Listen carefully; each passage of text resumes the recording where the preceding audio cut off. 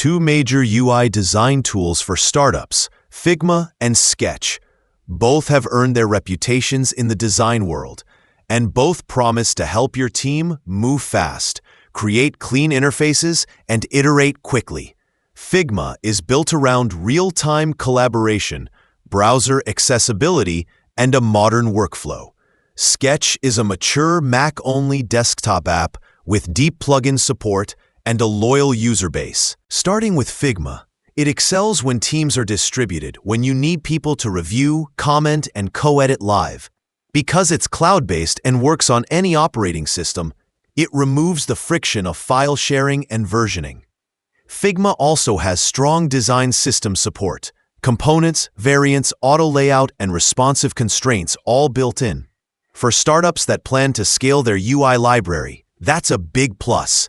Because the collaboration is less seamless than Figma's built-in cloud model, you might spend time managing file versions or sharing assets manually.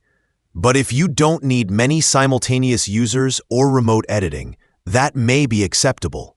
The downside, your Windows-using colleagues or external reviewers may struggle, and as your design system grows or your team expands, those workflows may become bottlenecks.